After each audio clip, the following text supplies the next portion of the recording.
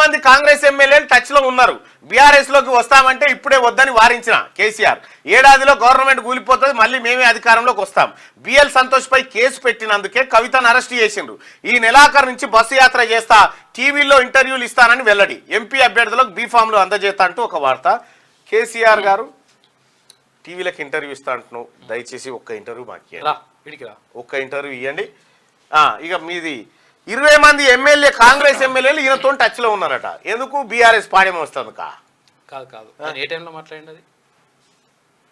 Mic పట్టుకుని నేను time ఎందుకు యాక్చువల్గా ఏంటంటే 20 మంది బీఆర్ఎస్ వాళ్ళు కాంగ్రెస్ తో టచ్ లో ఉన్నారు, వెళ్ళిపోతారని చెప్పబోయింది ఆయన. ఎవడన్నా ఇప్పుడు ఒక ఆయన ఏం చేసిందట, ఇప్పుడు ఏమైనా సావు అయితే ఏం చేస్తారు, చుట్టాలు పక్కాలు వస్తారుగా, చుట్టాలు పక్కాలు వచ్చి చూసి ఆ పాడగిడ మోసి ఆఖరికి ఇంత నీళ్ళు చల్లుకొని ఇక అయిపోయిందని చెప్పి వెళ్ళిపోతారు కదా. ఎక్కడో అక్కడ చెప్పి కూడా పోడు, సాగుకు వచ్చిన మళ్ళీ పోతున్నది కూడా చెప్పారు, వెళ్ళిపోతారు. సేమ్ అందుకే రావాలి వస్తే అంతే. బిఆర్ఎస్ అనేటువంటిది జీవోత్సవమయ్యి ఎండిశాంశతో పాలు తాగే కార్యక్రమంలో ఉంటే ఇప్పుడు నీతోనే ఎవడన్నా షటపట్ రాదేసుకొని తిరిగేతానికి వస్తుండొచ్చు నా కేసీఆర్. నీ ఆలతే బాగలేక ఎక్కడో ఓడు గోజు వీక్కపాయ, ఓడు దోతి వీక్కపాయ, ఓడు తువాలెత్తుకపాయ, ఓడు జెండాకర్ర వీక్కపాయ, ఎక్కడోడు అక్కడ పోయి వేరే పార్టీలలో పడుతుంటే ఇక నిన్న ఉప్పల్ మాజీ ఎమ్మెల్యే బేతి సుభాష్ రెడ్డి పోయి బీజేపీలో పడే, 3 బీఆర్ఎస్ ఎమ్మెల్యేలు పోయి కాంగ్రెస్లో పడే. నీ తానుండే 39 ఈకేలు, 39 ఇట్లలో 3 వీకే, ఇక 36 మిగిలే. 36 మిగిలితేనట ఈయనతో 20 మంది టచ్లో ఉన్నారట. ఆ 36 ఇట్లలో కూడా ఇంకా సగం మంది ఎప్పుడు రేపా ఎల్లుండా ఎప్పుడు జైన్ కావాలనేది ఉన్నది కాంగ్రెస్ లా. ఈయన మిగిలేదు 4. ఈ 4 ఇట్టుకొని ఇంకొక 20 కలుస్తారట కాంగ్రెస్ వాళ్ళు. ఎవడైనా తెలిసి బాయిలో పడుతుండొచ్చురా, ఈయనతో సోపతుంటారు. ఏదో నమ్మగడుతుండు, పోకుర్రా నాయన మీ దండం పెడతానకుంటా ఈయనతోనట 20 మంది కాంగ్రెస్ ఎమ్మెల్యే టచ్ లో ఉన్నారట ఈయనతో టచ్ లో.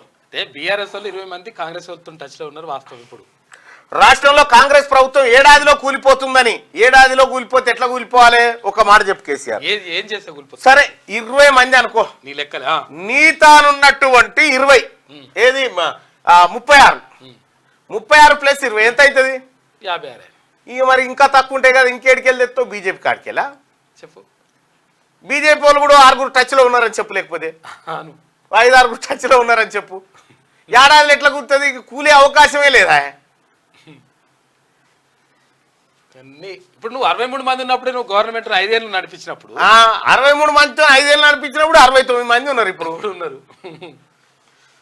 వారం టైం ఇవ్వండి, తిట్లపై వివరణకు ఈసీ గడువు కోరిన కేసీఆర్ అట. వారం టైం కావన్నట కేసీఆర్ కు. మొన్న తిట్టేగా కుక్కల కొడుకులారా, నక్కల కొడుకులారా, ముసలోనికి మొత్తం బిడ్డ అటుపోయి ఓడి ఇటుపోయి ఎక్కడోడు అక్కడ కనీసం తగ్గితే అప్పుడేమో నీళ్ళకి డబ్బు ఎత్తుకొని ఉక్కొచ్చేది.